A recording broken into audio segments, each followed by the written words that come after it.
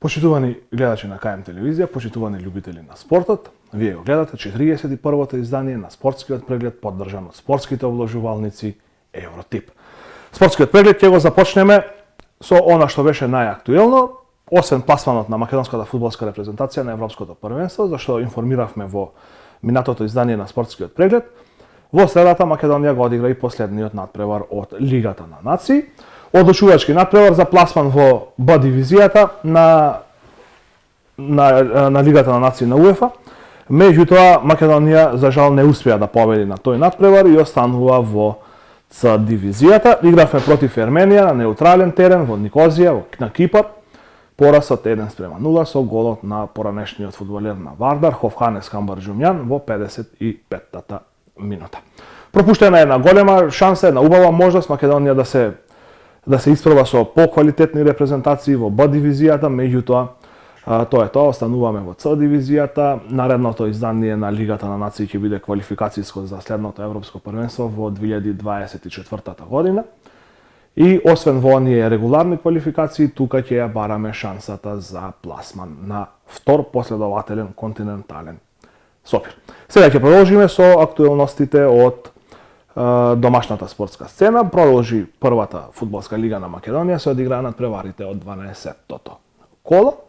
На градскиот стадион во Тетово се одигра дерби надпреварот помеѓу првиот и вториот на табелата Шкендија од Тетово и Шкупи. Надпреварот заврши 1:1. Резултатот го отвори во втората минута од продолжението на првиот дел Дашмир Елези. Неофицијално најмладиот стрелец во историјата на првата македонска фудбалска лига, бидејќи Елези во саботата наполни 16 години, во неделата дебитираше за првиот тим на Шкендија на официјален надпревар со 16 години и 1 ден и веднаш се запиша во листата на стрелци. Велам неофицијално бидејќи таква статистика не се води кај нас, а во моментов и во последните години, откако барем јас се сеќавам, фудбалери помлади од 16 години не може да настапуваат на официјален надпревар за сениорска екипа. Не знам дали тоа правило важело на почетокот на 90-тите години, дали имало помлади фудбалери, затоа велам неофицијално најмладиот стрелец и најмладиот дебитант во историјата на првата македонска фудбалска лига. Конечниот резултат 1:1 беше поставен во 52-та минута со голот на Илирит Адеми. Фудбалерите на Ренова се поразени на гостувањето во Струга со 1:0. Единствениот гол на надпреварот дело на Клисман Саке во 33-та минута. Уште едно дерби, овој пат градско, Работнички Македонија Ѓорче Петров 1:3. Македонија Ѓорче Петров дојде во водство во 8-та минута со голот на Филип Петров, во 23-та минута од пенал Ермедин Адем зголеми на 2:0. Истиот фудбалер во 33-та минута си постигна автогол за намалување на резултатот на 2:1, а конечните 3:1 беа дело на Фернандо Аугусто во 53-та минута. Најмногу голови имаше на надпреварот Академија Пандев Пелистер 3:2. Домашните дојде во водство во 8-та минута со голот на Даниел Миловановиќ, на 1:1 изравни Валентин Кочовски во 70-та минута од пенал. 2:1 за Академија Пандев, автогол на Христијан Драгарски во 40-та минута. Потоа повторно 2:2, повторно Валентин Кочовски во 61-та минута и повторно од пенал. И конечните 3:2 за Академија Пандев беа дело на Маријан Радевски во 87-та минута.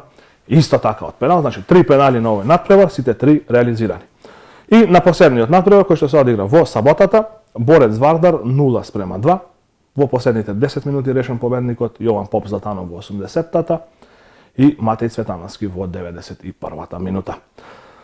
Прво лигашката табела сега е следна: во водство Шкендија со 26 бодови, следува Македонија Ѓорче Петров со 25, на третото место Шкупи со 24 бодови. Тука помеѓу овие три екипи ќе се бара и новиот шампион на Македонија. Следуваат на четвртото и петтото место Струга и Борец со по 19 бодови, шести е Вардар со 16, на седмото место Силек со 14 бодови, на осмото место Работнички со 13, на деветото место Пелистер со 12, 10-та е Академија Пандев со 10 бодови и на последните две места Ренова и Беласица со по 8 бодови. Веднаш продолжуваме и со резултатите од 12-тото коло на втората лига Запад. Во дербито на колото Кораб Гостивар 1:1, домашните во 22-та минута преку Филип Алексовски дојдоа во водство. Конечните 1:1 ги постави Трајче Стојковски во 55-та Минута. Највозбудливо беше на дуелот во голема Речица, каде што Тетекс како домаќин ја пречека Велешта 2:3 за гостите од Струшко. Лазар Пеев во 44-та минута го донесе Тетекс во водство од 1:0, следуваше комплетен пресврт на гостите. Игор Плечкаровски во 62-та и Алтин Лога во 75-та и 80-та минута за 1:3 за Велешта, конечните 2:3 дело на Нинослав Здравковски во 84-та минута. Вистинска катастрофа доживеа фудбалерите на Дрита на гостувањето во Охрид, 5:0 за домашните, Бурхан Алии во 27-та, Александар Ѓорѓиевски во 77-та, Александар Целевски во 79-та и 91-та и Шериф Реджепи, инаку наше тетовско дете, во 88-та минута стрелци за Охрид. Локалното дерби Кадино Скопје 0:1 со голот на Јусуф Мустафа во 26-та минута и последниот надпревар Вардар Форинов Лазрими, регистриран со 0:3 службено за гостите, бидејќи финансиска криза го тресе второлигашот од Форино. Домашните фудбалери не се појавија на теренот, останува да видиме дали ќе го одиграат следниот надпревар во среда, во спротивно ќе следува дисквалификација. Значи Вардар Форино го загуби надпреварот со 0:3, следува, очекуваме да видиме Фудбалската федерација какви казни ќе одреди за гостиварскиот второлигаш.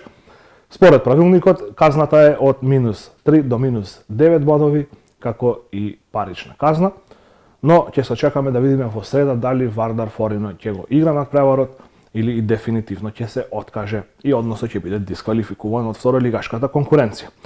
Сега табелата после ова 12-то коло е следна. Во водство е Скопје со 27 бодови, следува Гостивар со 24, Велешта има 20 на третото место, на четвртото и петтото место Охрид и Влазрими со по 19 бодови, Корап има 18 на шестото, следува Кадино со 14, осми е Вардар Форино со 12 бодови и на последните две места Дрита и Тетекс со по 6 бодови. Воедно во среда локалното дерби на двете последно пласирани екипи Дрита и Тетекс во Боговиње со почеток во 13 часот.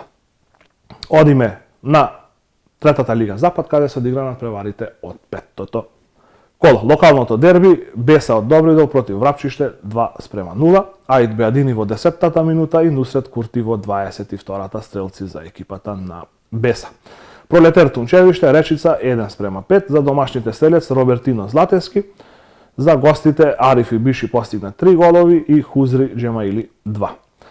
Нераште Камењане 0:2, Школзен Османи и Осман Али стрелци за Камењане. Трабзонспорт од Горна Банјица Зајас 1:1.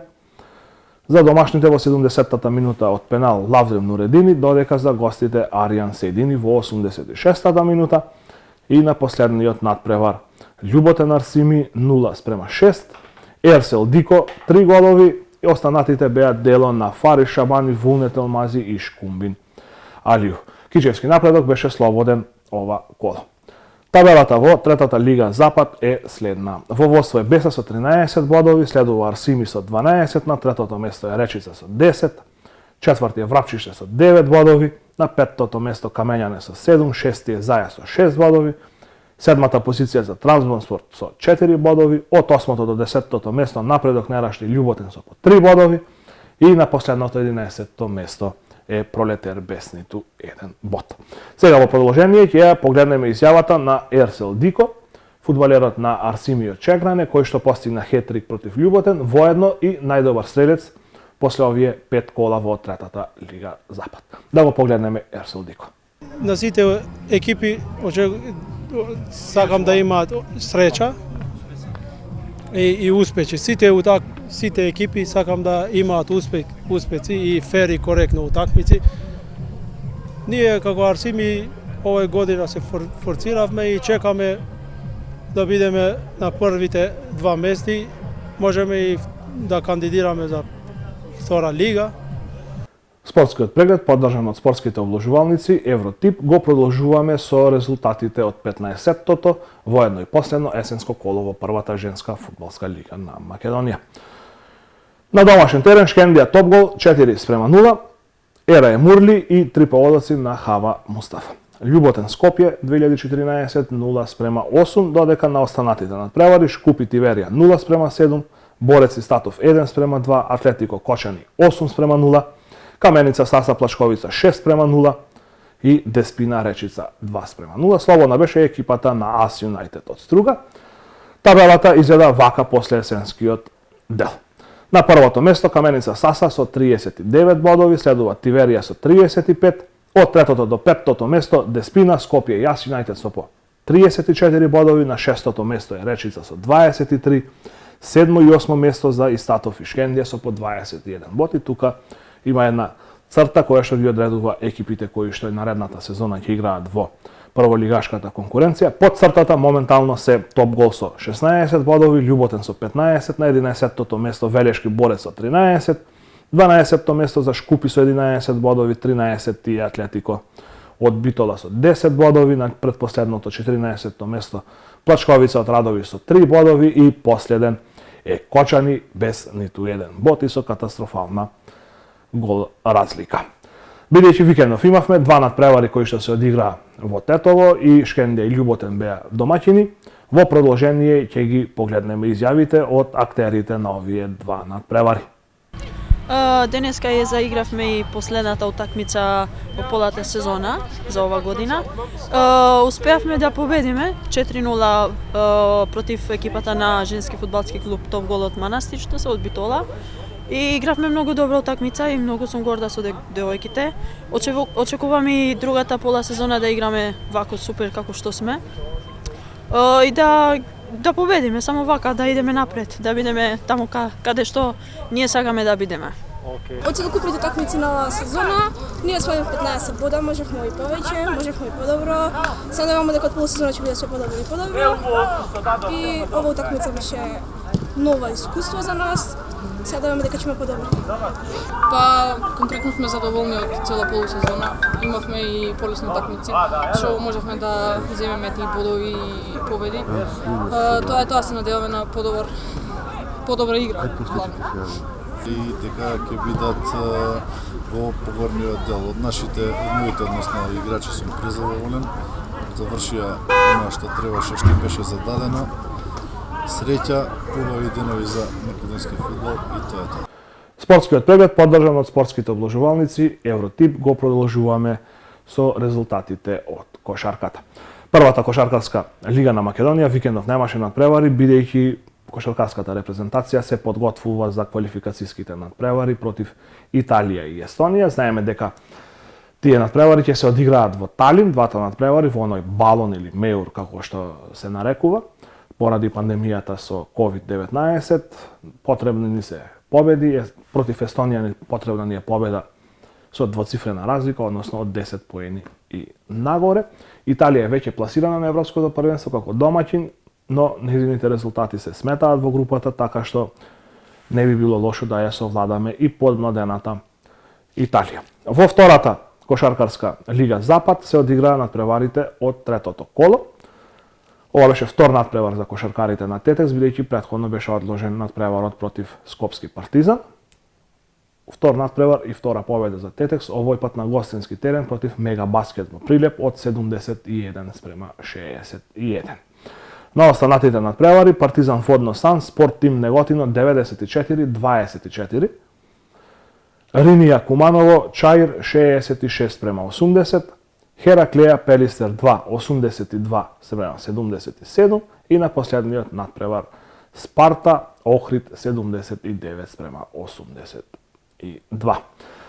На табелата во водство се Чаир и Хераклеја со по 3 победи од 3 надпревари, следува Тетекс со 2 победи од 2 надпревари, бидејќи веќе рековме дека надпреварот против Партизан од минатото коло беше одложен и очекуваме да видиме во кој термин ќе се одигра овој надпревар. Се надеваме дека и Тетекс ќе се изравни на врвот на табелата со 3-3. Во меѓувреме, втората кошаркарска лига Запад продолжува веќе во среда, кога во спортската сала при Средното економско училиште. Во Тетово Тетекс ќе му биде домаќин на Ринија од Куманово.